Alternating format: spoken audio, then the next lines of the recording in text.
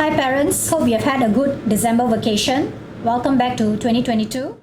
I'm going to use this time to take you through some of the changes that have taken place in terms of the PSLE scoring and the Sec 1 posting. The changes actually took place in 2021 and they will apply to our students from 2022 as well. So the PSLE changes really, they are part of a bigger story. Over the years, we have actually been fine-tuning the education system to help our students to discover and develop their strengths and interests while moving away from an overemphasis on academic results. We want to reduce fine differentiation at a very young age. We want to recognize their levels of achievement regardless of how their peers have performed. So if you remember, in the old system where we used the T-score, every point made a difference, and it was a norm reference system where we actually ranked the students against each other, right? So we're moving away from that. So in terms of the overview, we will look at how the scoring system works, how the Sec 1 posting system works, the results in terms of the achievement levels, subject-based banding, eligibility for higher mother tongue languages, higher Chinese for SAP schools. What does a scoring for students who are exempted from mother tongue language look like, and what about those who are taking Asian languages or foreign languages in place of mother tongue? Okay, so the PSLE, we must remember, remains a useful checkpoint. Okay, it helps us to understand where our children are at their learning after 6 years of primary education, and it gauges their learning needs so that they can progress to a secondary school and take the subjects which are at a suitable level for them. So how exactly does the scoring system work? Okay, so I will play the video. This is Brian. He's 11. He has just started primary 5. Brian loves to read, build things, and play football. He has been in school for 5 years. It will soon be time for Brian to show what he has learned, so he can progress to the next stage of his education journey. Brian's parents are worried, and Brian is beginning to feel the stress. What if he can't do as well as his family expects? What if his friends do better than he does? What if he can't get into the school he wants? His classmates are in the same boat. Usually Brian would be spending his free time reading his favorite storybooks, tinkering with his robots, or going out with his family. But now he's spending more time at his desk studying.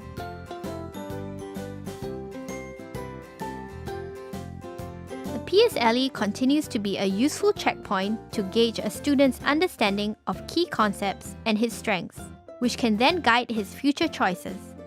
But over the years, the PSLE has been increasingly seen as a high-stakes exam, which determines a child's future.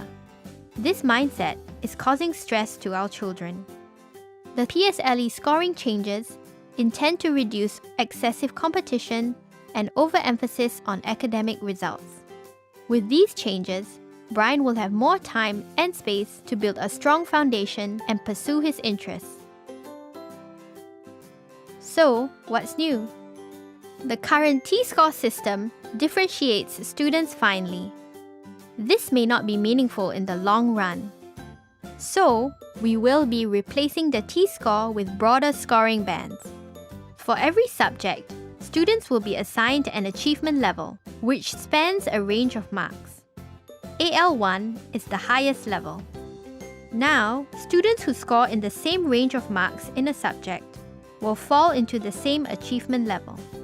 Now, whether Brian gets 92 or 100 marks in a subject, he will still be awarded the highest achievement level. A student's total score, called the PSLE score, will be the sum of his subject achievement levels. So Brian's final score is 8. Brian's ALs will also reflect how well he has performed in the subjects, and not how he has done compared to his cohort. Brian can now focus on his own learning and not on competing with his classmates. Hopefully, Brian will have more time to pursue his interests. He is still learning many life lessons along the way. So how does this affect posting? The first criterion for posting is still the PSLE score. Now with broader bands, more students will have the same PSLE score. So, a student's choice order of schools will matter more in their secondary school posting. So what happens if Brian and his friend, Jane, have the same PSLE score? Brian has a better chance of getting into School A because he puts it down as his first choice. With this change, more parents and children may be encouraged to look beyond cutoff points to the unique programs being offered by the different secondary schools. There are some things that will stay the same. The new PSLE scoring will not affect the school curriculum. The same 4 subjects will be tested. The changes to PSLE scoring are another step in reducing overemphasis on academics and results. Over the years, we have introduced direct school admission, stopped naming the top scorers, stopped revealing the highest and lowest scores on result slips, released past PSLE papers to make exam standards and formats clearer to the public. Our schools have also been introducing varied programs for students to be creative and explore their interests. They also offer opportunities for students to build their resilience, tenacity, and team spirit. By 2017, every secondary school will have distinctive programs. What does all this mean for Brian?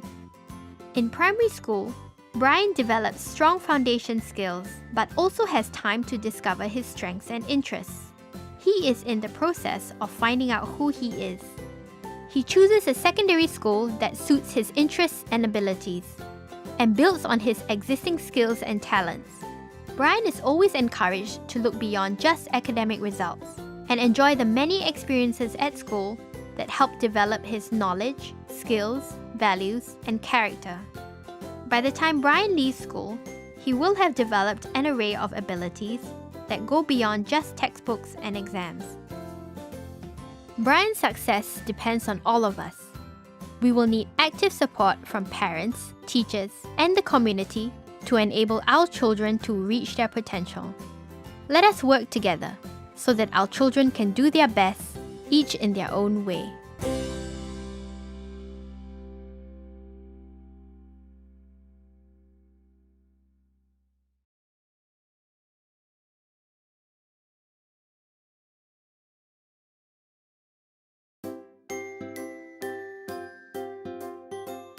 In the new PSLE scoring system, student scores will reflect their own level of achievement, regardless of how their peers perform. Students will be less finely differentiated by their scores. Under the current system, a student receives a raw mark for each subject. This raw mark shows how good he is in that subject. The raw mark is then transformed into a subject T-score using a formula. This subject T-score shows how the student has done relative to his peers in that subject. Take for example Brian, who scores a raw mark of 80 in mathematics. Brian has, in fact, done very well. Brian's raw mark is transformed into the subject T-score. His T-score depends on how well his peers have performed in that subject. So if most of his peers score lower than he does, then Brian's T-score for mathematics will be high. But if most of his peers score higher than he does, then his T-score will be low. Brian may wonder how he can get ahead of his peers instead of focusing his energy on improving his own learning. Under the current system, every raw mark counts and makes a difference to the T-score. This means students are very finely differentiated by their scores. The 4 subject T-scores are added to get the T-score aggregate. Brian's T-score aggregate is 230.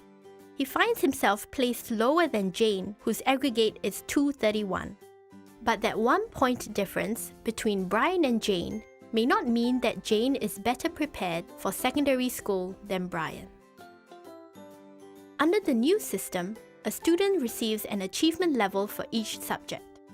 This corresponds to a range of marks based on the learning objectives of the curriculum.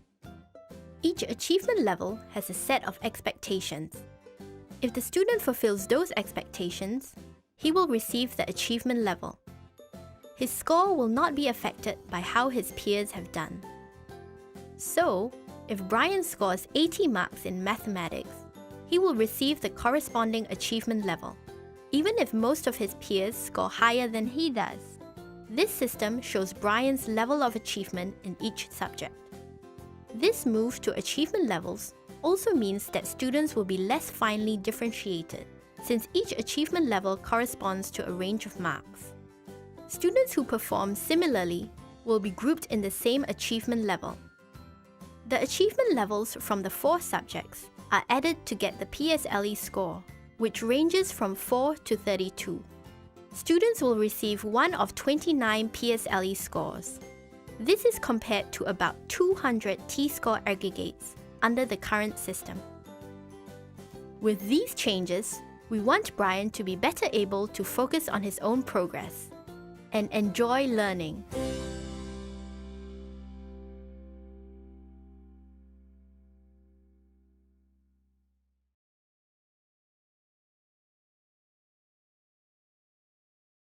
Let's look at the T-score, how from the T-score we have now moved on to wider scoring bands. Now we remember that these wider scoring bands, they are actually a reflection of the student's individual level of achievement. So unlike the T-score, AL, which is the achievement level for each subject, will reflect the child's level of achievement rather than how they have performed relative to their peers. So we have AL1 all the way to AL8. AL8 is less than 20, and then if you look at the different ranges all the way from 7 to 2, and 1 being the best AL that you can get, which is more than 90 or more. Okay, in terms of the scoring bands, because we move to the wider scoring bands and it reduces fine differentiation, what is going to happen is that you're going to have many students with similar scores in each subject. And you will end up having from more than 200 possible T-score aggregates to about 29 possible PSLE scores, which means many of our students will have the same aggregate AL scores. Okay, so that then has implications for the secondary school choices that the students will be making. Now, the PSLE score replaces the T-score aggregate. It is obtained by adding the ALs of the 4 main subjects that they are taking. The ranges will basically be from AL4 to AL32, 4 being the best. And students will be placed in the secondary school courses based on their PSLE scores, whether we call it Express, Normal Acad or Normal Technical, which I'm sure if you have been following the news, you will know that in time to come, we will be going into full subject-based banding, and these streams may not make any more sense. Okay, so let's look at this example. We have a child here who has gotten a PSLE score of 8 points. What does it mean? English AL3, Mother Tongue AL2, Math AL1 and Science AL2. So with this score of PSLE score of 8, the child actually qualifies for the Express stream as a guide. Okay, so Express stream 4 to 20 points, you should be able to get into the Express stream in most schools. Express NA option will be 21 to 22 points, NA will be 23 to 24, NANT will be 25, and for NT will be 26 to 30, with the condition that you have AL7 or better in both your English and your Math. So this is generally the guideline in terms of the placement for the AL scores and the different streams. Now, so why are the bands not even? This is a question that some people might have. Now, the AL bands and mark ranges, they are set based on the learning objectives of the curriculum. They mirror the way we learn. So when we learn something new, after some initial practice, we often find ourselves improving significantly. But as we get better, the improvements become small, and finally, as we reach a higher level, we just, inch forward a little. So the bands actually reflect the reality of learning, okay? And they help educators, students, and parents to know how ready our students are for the next level. So what is the new passing mark? This is another question that parents like to ask. If you look at AL6, it spans across 45 to 64. In the past, it was like if it's a 100-mark paper, you know that 50 is the passing mark, right? So really, the PSLE is a placement exam. There is no passing or failing mark. Determines how ready students are to access the curriculum at the next level, the most appropriate course for them. So we are not really looking at a pass or a fail mark. A student who has scored at least an AL7 in English language and Math can progress to the secondary school. Of course, the stream makes a difference, but the child will be able to move on. Similar to today, students who do not qualify for Express, NA or NT, and they have to repeat the PSLE, they can either choose to repeat the PSLE, or they progress to a specialized school such as Northlight or Assumption pathway. So what remains is the same 4 subjects that are tested. The scores are awarded to guide students' choices for the next stage of their education journey. Curriculum is continually updated. It is not related to the PSLE scoring or the Set 1 posting system. What changes? The T-score is now replaced by the PSLE score, which is an aggregate of all the AL scores. And students will be assessed based on their own achievement and merit rather than being compared with the rest of their peers. Okay, so this is for the PSLE scoring system. Now we look at how the Set 1 posting works. Now in the new Set 1 posting system, academic merit still remains the main criterion for secondary school posting. If 2 students with the same PSLE score are vying for the same place in a school, then you will have to use tiebreakers. So the tiebreakers come in the order of citizenship, choice order of schools, which is something new, and then the third one is computerized balloting. Okay, so we look at this example where we have 5 students. Now Jane will get her first choice. Okay, even though all the others have indicated the same choice, Jane gets that priority because she has scored the best points. So academic merit still plays the more important role. Then between Brian, Mary, Ellen and Rena, they have the same score, so we will have to apply the tiebreakers. In terms of tiebreakers, citizenship comes first, and therefore Brian and Mary will have priority because they are Singapore citizens. And Ellen and Rena will then have to move on to the next choice of schools. Now between Brian and Mary, Brian has actually chosen the school at a higher level, his choice. And therefore, if there's only one place left in that school, he will get priority over Mary, even though both of them are Singapore citizens. So that's the tiebreaker number 2. And then when all else is done, computerized balloting will take place, and the students will be allocated based on the vacancies available by the system. Okay. Now the PSLE score ranges, when you look at the secondary school choice books, similar to the T-score system, the score range will refer to the score of the first and the last student admitted to a particular school in the previous year via Set 1 posting. So for this AL system, the first year of posting is 2021. So next year when you get your books, or in 2022 when you get your books, when you look at the data that you have there is a reflection of 2021's data. Okay, so if you look at this particular example, XX Secondary School, indicative PSLE score range, Express 15 to 20. So the first child who got into this school actually got a cutoff point of 15. And the last one who was taken in for Express had a cutoff point of 20, and that's how you read the score. Remember, these are indicative and these are reflective of the previous year's cohort.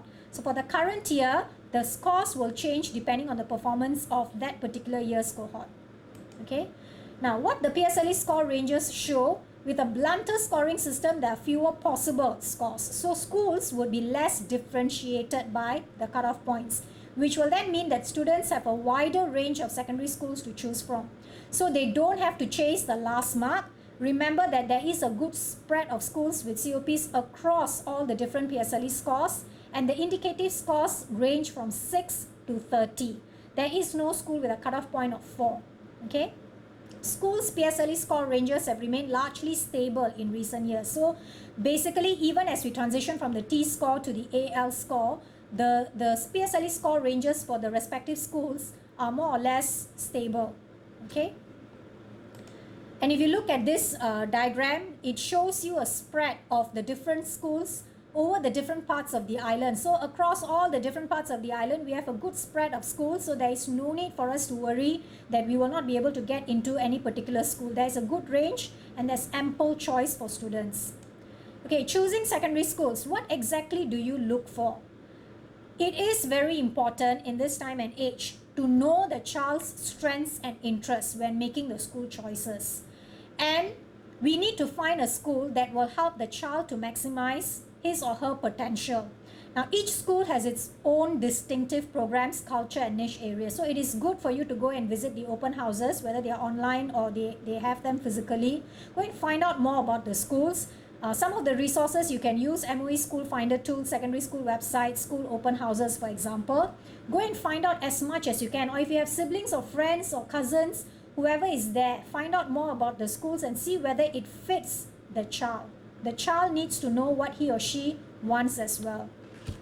In summary, when you prepare for Set 1 posting exercise, use all the 6 options. Don't leave any option unrecorded. Make sure that all the 6 options are used. Take reference from the school's PSLE score ranges in previous years, but remember that this is indicative of the previous year's scores. Shortlist the schools that offer programs that cater to your child's interests and strengths and that are suitable in terms of the learning environments for your child, and then rank the preferred school higher as compared to the school that that is not so much preferred. So have a certain ranked list before you even exercise the secondary school posting option. Okay, so preparing for Sec 1 posting exercise, somewhere around October, you will start getting all the information, right? And about November, the PSLE results will be released. And in December, once you exercise your choices, you will get to know which secondary schools you're posted to. So that's the information for the Sec 1 posting exercise. Now, in terms of presentation of results, I think for you have already seen your girls' result slips. At P5, they were already shown the achievement levels for the different subjects. So you know what it looks like. And that's going to be how the PSLE result slips will look like as well. They will show the AL for the respective subjects. Subject-based banding, the different subject combinations that you offer, there will be no changes. The purpose of subject-based banding is basically to allow the students to focus on and stretch their potential in the subjects that they are strong in and to progress at a pace that they're comfortable in for the subjects that they're not so strong in. So this will not change because of the PSLE scoring system. Okay, schools will still continue to recommend the subject combinations based on the student's aptitude, the ability to cope, and whether it really focuses on the student's articulation to the next level of progression. Now, offering subjects at foundation level is not a disadvantage to the students. In fact, if you do well enough, you can still qualify for the express stream. So it is very important to know the child's strengths and proficiencies before deciding which is the subject combination the child takes.